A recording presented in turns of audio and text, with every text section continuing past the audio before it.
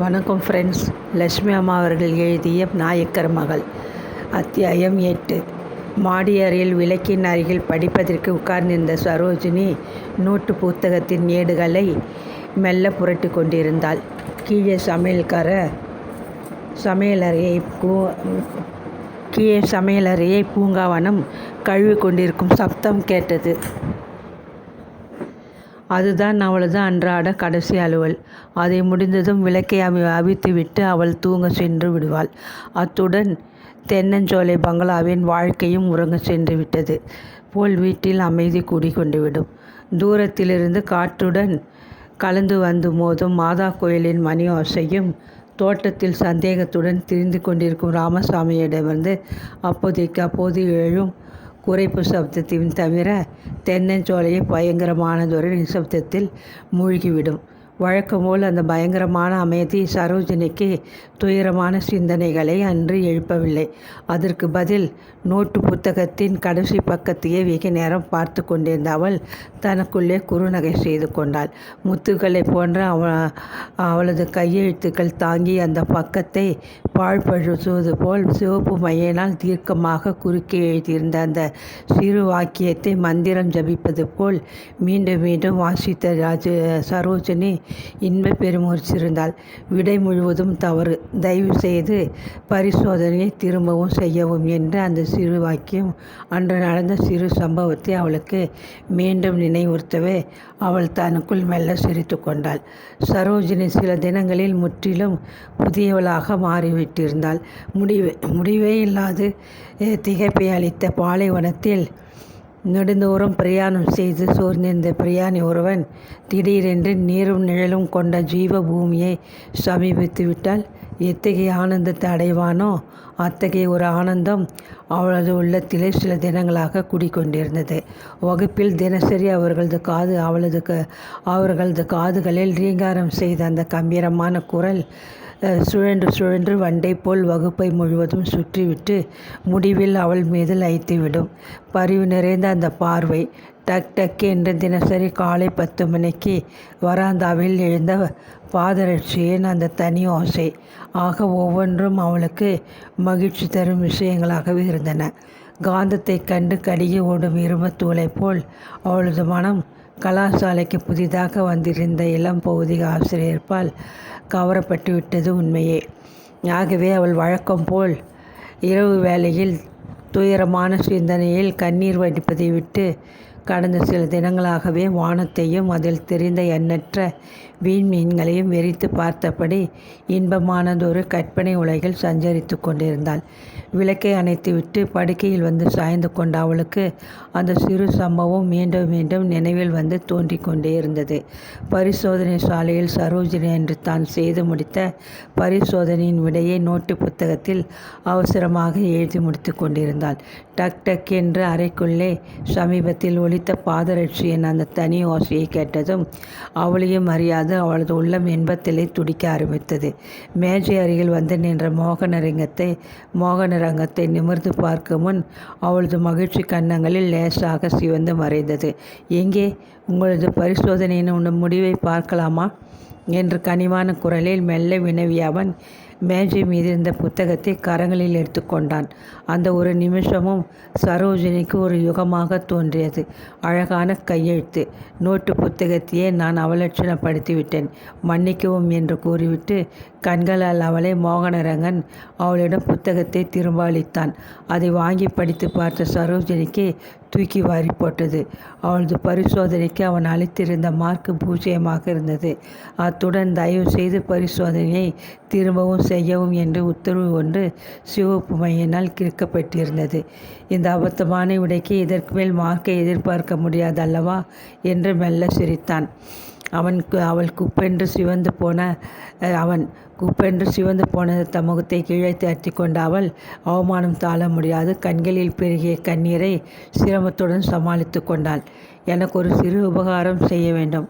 உங்கள் வீட்டு நாய் முன்போல் சாப்பிட்டு தூங்கி நன்றாக விளையாடுகிறதா என்று கவனித்து பார்த்து வந்து நாளைக்கு என்னிடம் சொல்வீர்களா என்று தாழ்ந்த குரலில் தொடர்ந்தாற்போல் வினவினான் அவன். திடுக்கிட்டு நிமிர்ந்த சரோஜினி அவனை ஆச்சரியத்துடன் பார்த்தாள். உங்கள் வீட்டு நாயின் மீது எனக்கு திடீரென்று ஏன் இத்தனை அபிமானம் என்று உங்களுக்கு ஆச்சரியமாகத்தானே இருக்கிறது. அதன் சௌக்கியத்தில் எனக்கு சிறிது அக்கறை தற்சமயம் ஏற்பட்டிருக்கிறது. ஒரு சமயம் அது பைத்தியம் பிடித்ததாக இருந்தால் நான் சிகிச்சை செய்து கொள்ள தேவையாக இருக்கும். அதனால் கேட்டேன் என்று பரிகாசமாக கூறிவிட்டு புன்னகை செய்தான் அவன். ஐயோ, யார் சொன்னது எங்கள் வீட்டு நாய்க்கு பைத்தியம் என்று? அது சௌக்கியமாக நன்றாகத்தானே இருக்கிறது என்று படபடவென்று பதிலளிக்க சரோஜினி வாயை திறந்தாள். ஆனால் அதற்குள் மற்றொரு மாணவனை கவனிக்க மோகனரங்கன் மறுகோடியில் இருந்த மேஜைக்கு விரைந்து சென்று விட்டான். தென்னஞ்சோலை பங்களாவின் சந்தித்த பின் அவ்வளவு நாட்களுக்கு பிறகு வழியே வந்து அவனே பேசியது அதுதான் முதல் தடவையாகும். அறையின் மறுகோடியில் இருந்து சுழன்று வந்த முகத்தின் மீது பரிவுடன் லயித்து நின்ற அந்த பார்வையை தாளாதவள் போல் லஜ்ஜையுடன் முகத்தை மறுபுடன் திருப்பிக் கொண்டாள். உண்மையில் அவன் நாயின் சௌக்கியத்தை பற்றி அறிய அவளிடம் வந்து பேசவில்லை. அதை முகாந்திரமாக வைத்து கொண்டு ஏதேனும் அவளிடம் சம்பாஷிக்க அவன் துடித்து கொண்டிருந்தான் என்பது போல அவனது முகமாகவும் இருந்தது. வகுப்பை விட்டு வெளியே வந்து காரில் ஏறிக்கொண்ட சரோஜனின் உள்ள துடிப்பு அடங்க அன்று வெகு நேரம் சென்றது. அதற்கடுத்த 2 தினங்களில் அவர்கள் வகுப்பிற்கு பௌதிக பாடம் அட்டவணையில் காணவில்லை. அந்த 2 தினங்களையும் அவள் நீண்ட ஒரு யுகம் போல் கழித்தாள். அன்று மீண்டும் சோதனை சாலைக்குள்ளே நுழைந்த சரோஜினியின் கால்கள் உணர்ச்சி வேகத்தில் நடுங்கின. ஒவ்வொரு நிமிஷமும் அறைக்குள்ளே ஒலிக்கப் போகும் அந்த காலடி ஓசையை எதிர்பார்த்து காதை கூர்மையாக்கி கொண்டு இன்பத்தில் நெஞ்சு பதைக்க அவள் மோகனரங்கனை சந்திக்க காத்திருந்தாள். அவனுக்கு பதில் மாணவர்களை கவனித்து உதவி செய்ய அறைக்குள்ளே நுழைந்த உதவி ஆசிரியர் ஞானாதிக்கத்தை கண்டதும் அவளுக்கு ஏற்பட்ட ஏமாற்றத்தை விவரிக்கவே இயலாது. மோகனரங்கன் ஏன் வரவில்லை, ஏன் அவனை அன்று காணவில்லை என்ற சஞ்சலத்திலே தவித்தது அவளது மனம். அவன் வராத காரணத்தை அறிந்து கொள்ள அவளுக்கு ஆவல் அதிகம் ஏற்பட்டாலும் யாராவது தவறாக எண்ணிக்கொள்ளக்கூடும் என்ற திகழில் தன்னுடன் இருந்த இதர மாணவிகளிடம் ஏதும் கேட்காது வாளாவிருந்தாள். மோகனரங்கன் அங்கு இல்லாததனால் திடீரென்று அந்த சோதனை சாலையை இருளில் மூழ்கி சூனியமாகிவிட்டது போல் அவளுக்கு ஒரு பிரமை ஏற்பட்டது. சரோஜினியின் அருகில் அதே மேஜையில் பரிசோதனை ஒன்றில் ஈடுபட்டிருந்த மாணவி ஒருத்தி கீச்சு குரலில் எதிர்ப்புறத்தில் தராசில் எடை போட்டு கொண்டிருந்த தனது சிநேகிதியிடம் சொல்லி கொண்டிருந்தாள். என்ன, இன்றைக்கு நம்ம புது ப்ரொஃபஸரை காணவில்லை? எனக்கு பாடத்தின் மீதே இன்று மனம் ஓடவில்லை என்றால் சிரித்து கொண்டே அவள். அவர் 4 நாட்கள் லீவில் இருக்கிறாராம். அதுவரையில் இந்த சனியன் ஞானாதிக்கம் வந்து நம் காதுகளை துளைக்கப் போகிறது என்று அன்று அவன் வராத காரணத்தை உடனடியாக அறிந்து கொண்டிருந்த அந்த மாணவி பதிலுக்கு அளித்து கொண்டாள். சரோஜினி ஒருத்தி மட்டும் என்ன, வகுப்பு முழுவதுமே மோகனரங்கன் வராததை குறித்து சிறிது வருத்தம் அடைந்தது என்றே சொல்ல வேண்டும். சில தினங்களே என்றாலும் மோகனரங்கன் தனது தோற்றத்தினாலும் பழக முறையினாலும் தனது வகுப்பு மாணவ மாணவியரது அனைவரது அபிமானத்தை ஊரெங்கே கவர்ந்திருந்தான் என்றால் மிக இல்லை. வகுப்பிற்குள் தினசரி அவன் நுழைவதற்கு முன் கனிவு நிறைந்த பல கண்களும் புன்னகை பூத்த பல முகங்களும் அவனை மகிழ்ச்சியுடன் வரவேற்றன. ஏன் வரவில்லை தெரியுமா என்று கேட்க சரோஜினிக்கு ஆவல் ஏற்பட்டது. ஏனோ அவளுக்கு அதற்கு அச்சம் துணிச்சல் ஏற்படவில்லை. சரோஜினி சுபாவத்திலே ஒருவருடனும் அதிகம் நெருங்கி பழகுகிறவள் அல்ல. சிநேகிதி என்று சொல்லிக்கொண்டு அந்தரங்கங்களை பரிமாறிக்கொள்ள அவளுக்கு அவளது வகுப்பில் ஒருத்தியும் இருக்கவில்லை. தானே நாளைக்கு தெரிந்துவிடும், அவசரப்படுவானேன் என்று தனது ஆவலை கட்டுப்படுத்தி கொண்டு மௌனமாக இருந்துவிட்டாள். 4 தினங்கள் சென்றன. அதற்கு அடுத்த தினமும் வகுப்புக்கு மோகனரங்கன் வரவில்லை.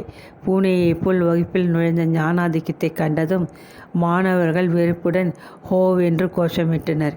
மன்னிக்க வேண்டும், உங்களுக்கு பிடிக்கிறதோ இல்லையோ, இன்றும் நாளையும் நான் தான் உங்களுக்கு வகுப்பை நடத்த வேண்டும். அது பிரின்சிபல் உத்தரவு. தயவு செய்து அமைதியாக இருங்கள். மிஸ்டர் மோகனரங்கன் நோயாக இருப்பதனால் இன்னும் 2 நாட்கள் லீவு எடுத்துக்கொண்டிருக்கிறார் என்று கூறிவிட்டு மாணவர்களிடையே எழுந்த அனுதாப சப்த ஜாலங்களை கவனிக்காது ஞானாதிக்கம் கடுமையாக முகத்தை வைத்து கொண்டு வகுப்பை துவக்கினார். சரோஜினியின் காதுகளில் அவர் கூறிய வார்த்தையும் விழவில்லை. மோகனரங்கன் உடம்பு அசௌக்கியமாக இருக்கிறாரா? என்ன வந்துவிட்டது அவருக்கு? நாய் தாக்கிய காயத்தினால் ஏதாவது விஷஜுரம் வந்துவிட்டதோ என்று தனக்குள்ளே பலவாறு எண்ணி கவலையடைந்த அவளுக்கு அது சமயம் பறந்து சென்று அவனை பார்த்து வர வேண்டும் போல் தவிர்க்க முடியாத ஒரு ஆவல் ஏற்பட்டது. அன்று சாயங்காலம் காரை மணிகொண்டான் நகரை நோக்கி செலுத்த கொண்டிருந்தவன் அவனிடம், என்ன சொன்னீங்க என்று தூக்கத்திலிருந்து விழித்தவன் போல் கேட்டான். சுமார் 15 வருஷம் காலமான நெடுஞ்சோலை பங்களாவிலே உழைத்து ஓடாக போயிருந்தான் அவன்.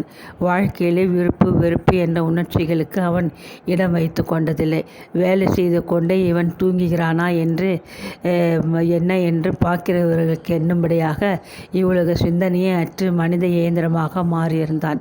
செல்வம்பாள் தெரு 178 நம்பர் என்று தனக்குள்ளே சொல்லிக்கொண்டே சரோஜினி, கொஞ்சம் காரை இந்த தெருவில் வழியாக செலுத்து அவனிடம் என்றால் மெல்லிய குரலில். கலாசாலையிலிருந்து திரும்பும்பொழுது ஒவ்வொரு சமயம் சரோஜினி வழியில் கடையில் ஒரு நோட்டு புஸ்தகமோ அல்லது ஒரு பென்சிலோ வாங்குவதற்கு ஆங்காங்கே கடை அருகில் ஒரு நிமிஷம் காரை நிறுத்த சொல்லி இறங்குவது வழக்கம். அவள் என்ன வாங்குகிறாள், அதற்கு எவ்வளவு நேரம் எடுத்துக்கொள்கிறாள் என்றெல்லாம் நவநீதம் சிந்தனையை அலசிக்கொண்டு பொழுதை கழித்ததில்லை. சரோஜினி காரை நிறுத்த சொல்லிவிட்டு இறங்கி கடைக்குள் நுழைய வேண்டியதுதான் தாமதம். நவநீதம் அவள் வருவதற்குள் ஒரு குட்டி தூக்கம் தூங்கியே விடுவான்.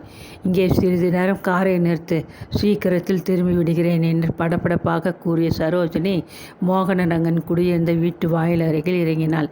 கதவை மெல்ல விரலால் தட்டி அவள் நெஞ்சு படபடவென்று பயத்தில் அடித்து கொண்டது. ஆசிரியரை நேரே காண வந்து விட்டாளே இந்த மாணவி, என்ன துணிச்சல் என்று மோகனரங்கன் அவளை தவறாக எண்ணிக்கொண்டு விட்டாள். கதவை திறந்த அத்தை அம்மாள் நரைத்து போன தனது புருவங்களை உயரத் தூக்கி அந்த பெண்ணை ஆச்சரியத்துடன் ஏற இறங்கு பார்த்து விழித்தாள். மிஸ்டர் மோகனரங்கன் வீட்டில் இருக்கிறாரா? அவருக்கு உடம்பு அசௌக்கியமாமே என்று மென்று விழுங்கினாள் சரோஜினி சங்கோஜத்துடன். வாங்க, உள்ளே இருக்கிறார் என்று மேலே அதிகம் விசாரிக்காது முன்னால் நடந்த அந்த கிழவியை பின்தொடர்ந்து உள்ளே தயங்கி கொண்டு சென்றாள் அவள். ரேழிக்கு அப்பால் இருந்த சிறிய கூடத்தில் மேஜை அருகில் புத்தகம் ஒன்றை படித்து கொண்டு உட்கார்ந்திருந்த மோகனரங்கன் திடுக்கிட்டு திரும்பி பார்த்தான். நீங்களா என்று ஆச்சரியத்துடன் வினவி அவன் கரத்தில் இருந்த புஸ்தகத்தை மேஜை மீது தொப்புன்னு போட்டுவிட்டு மலர்ந்த முகத்தன் அவளை வரவேற்க எழுந்திருந்தான். இப்படி உட்காரலாமே என்று எதிரே இருந்த நாற்காலி ஒன்றை அவளுக்கு காட்டி உபசரித்தான். உட்கார நேரமில்லை, உங்களுக்கு உடம்புக்கு சௌக்கியமில்லை என்று அறிந்தேன். எங்கள் வீட்டு நாய் தாக்கிய காயத்தினால் ஒரு சமயம் ஏதேனும் அசௌக்கியம் ஏற்பட்டு விட்டதோ என்று எனக்கு சிறிது கவலை ஏற்பட்டது. அதை நேரில் விசாரித்து தெரிந்து கொண்டு போக வந்தேன் என்று முகம் சிவக்க தடுமாறிய சரோஜினி நாற்காலியின் கையை பிடித்து கொண்டு நின்றாள். ஓஹோ, அப்படியா? மெத்த வந்தனம். நாய்க்கடியால் பைத்தியம் பிடித்து கொண்டு நான் பாயை பிறண்டுவதற்கு பதில் அடுத்த நாள் எடுக்க வேண்டிய பாடத்தை தயாரிப்பதில் மண்டையை உடைத்து கொண்டிருக்கிறேன். எனக்கு இந்த ஊர் தண்ணீர் ஒத்துக்கொள்ளாததனால் ஜுரம் வந்துவிட்டது. இப்பொழுது தேவலை என்றான். ஓஹோ, அப்படியானால் எனது கவலை விட்டது என்று புன்முறு விளைத்தாள் சரோஜினி. முதலாக எனது வீட்டிற்கு வந்திருக்கிற நீங்கள், அதுவும் எனது சௌகரியத்தை விசாரித்து போக வந்திருக்கிறீர்கள். அதற்குள் அவசரப்பட்டால் அத்தை அம்மாள் உங்களை போக விடுவார்களா என்ன? காபி தயாரித்து வர அவர்கள் உள்ளே போயிருக்கிறார்கள், உட்காருங்களேன் என்று உபசரித்தான் அவன். இல்லை, நேரமாயிற்று, நான் போக வேண்டும் என்று தயக்கத்துடன் விழித்தாள் சரோஜினி. சுற்றுமுற்றும் என்ன பார்க்கிறீர்கள்? எங்கள் வீட்டில் மனிதர்கள் உள்ளே நுழைய பயப்படும்படியான மிருகங்கள் ஏதும் இல்லை. மிருகங்களின் மீது அன்பை செலவழிப்பதில் எனக்கு நம்பிக்கை இல்லை என்று பரிகாசமாக கூறிவிட்டு சிரித்தான் அவன். எனக்கு மட்டும் நம்பிக்கை இருக்கிறதா என்ன? உங்களுக்கு நான் அன்றே ராமசாமி என் தந்தை அன்புடன் வளர்க்கும் நாய் என்று சொன்னேன். ஞாபகமில்லை போலிருக்கிறது. அது என்னுடையது என்றே நினைத்து நீங்கள் பரிகசிக்கிறீர்கள் இல்லையா என்று பதிலை கேட்ட சரோஜினி கண்ணம் குழிய முல்லைப்பற்கள் சிறிது வெளியே தெரிய மேன்மையாக சிரித்தாள். சிறிது நேரத்திற்கு பிறகு விடை பெற்று கொண்டு சரோஜினி சென்றதும் மோகனரங்கன் தந்தைக்கு ஒரு கடிதம் எழுத உட்கார்ந்தான். எனக்கு 2 நாட்களாக உடம்பு சிறிது குணமில்லாதிருந்தது. அவ்வளவுதான். இப்பொழுது சௌக்கியமாக்கிவிட்டது. வீணில் மனதை தொந்தரவு செய்து கொள்ள வேண்டாம். நீங்கள் கவலைப்படும் அளவு இங்கே விசேஷமாக ஒன்றுமில்லை என்று சுருக்கமாக எழுதி முடித்த கடிதத்தை நினைத்து தனக்குள்ளே புன்னகை செய்து கொண்டான். நாயக்கர் மனத்திற்கு கவலைப்படும்படியான விசேஷம் ஒன்றுமில்லை. எத்தனை போய் தனது மாணவி ஒருத்தி மீது தன் மனத்தை மகன் பறிகொடுத்து விட்டான் என்ற உண்மை அப்பாவுக்கு தெரிந்தால்? நாயக்கர் அவனது அருமையான தந்தை. அவர் எல்லோரையும் போன்றவர் அல்லவே. கிராமத்திலே தமது வாழ்நாளை அதிகம் கழித்தவர் என்றாலும் பரந்த நோக்கமும் பண்பும் நிறைந்த உள்ளமும் கொண்டவர். உண்மையை அறிந்தால் அவர் ஒரு மனம் ஒரு பொழுதும் கவலையோ கோபத்தையோ கொள்ளாது என்பது நிச்சயம். சரோஜினி எத்தனை அழகான பெண்! படித்தவள் கூட. அவளை மருமகளாக ஏற்றுக்கொள்ள அவன் தந்தை ஏன் மறுக்கப் போகிறார்? உலகத்திலே என்றும் நடந்திராத ஒரு தவறான காரியத்தை அவன் செய்து விடவில்லை. தனது சிஷ்யை வாஸ்தவத்தியிடம் மனத்தை பறிகொடுத்து தவித்த உதயனும் யாமுனைக்காக உயிரை விட சுத்தமாயிருந்த ஒரு வில்கணனும் கதாநாயகர்களாகி இவனை இச்செயலில் முந்திக் கொண்டிருந்தனர். எனவே ஏன் மோகனரங்கன் சரோஜினியிடம் தனது உள்ளத்திலே தீவிரமாக எழுந்த அன்பைக் கண்டு கலங்க வேண்டும்?